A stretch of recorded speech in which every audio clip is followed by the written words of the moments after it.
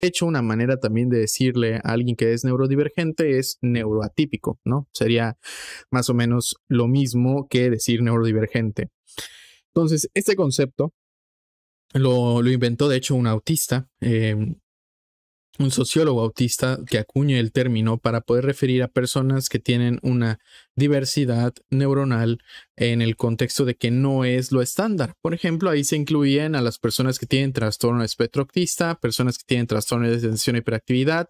Normalmente el concepto erróneo, pero lo diré, el concepto de altas capacidades, lo cual para su servidor no es el correcto, porque no tiene base científica, ni tampoco hablar de coeficiente intelectual o personas que tienen un alto coeficiente intelectual, porque pues realmente no tiene una base científica para poder dilucidar eso. Lo que sí es importante decirles a ustedes es que hay un término que está en también la neurodivergencia que se llama síndrome de Savant o síndrome del hombre sabio, en el cual el 50% de los pacientes que tienen trastorno espectro autista se ven involucrados. A veces se comenta que es de un 10 a un 30%, pero realmente es el 50%. Si nosotros inclusive somos hasta un poco juiciosos. ¿Por qué?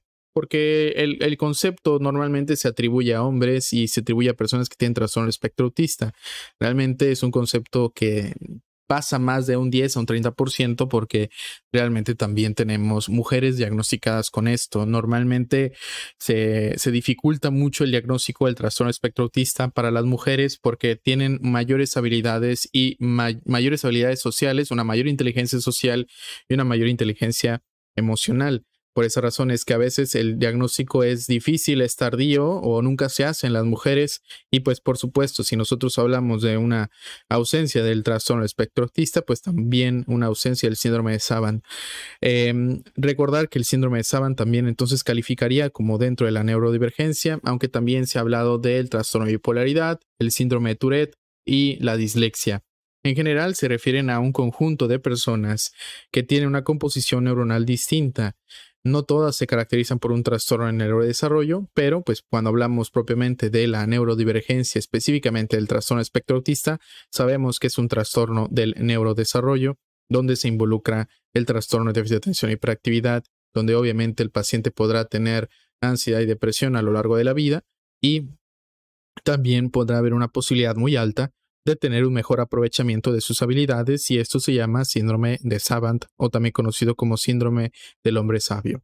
Ahora, por su parte, cuando hablamos de algo de los neurotípicos, queremos hacer una referencia a que son personas que son estándar, en el contexto de son normales o estándar se refiere a eso. No que nosotros seamos anormales, sino que es lo más común, el ser neurotípico, el tener una forma de pensar, digamos, hasta de un pensamiento colectivo. Normalmente es lo que caracteriza a la sociedad o lo que caracteriza a una persona que es neurotípica. Tiene un pensamiento sobre todo colectivo, trata de avanzar en la sociedad a través de eso, en lugar de un pensamiento que es único, original, o un pensamiento que es propio en el contexto de un paciente que tiene trastorno de espectro autista, que es algo muy obvio, ¿no? Entonces, cuando queremos hablar de la neurodivergencia y el neurotípico es un concepto social, no es un concepto médico, es un concepto social.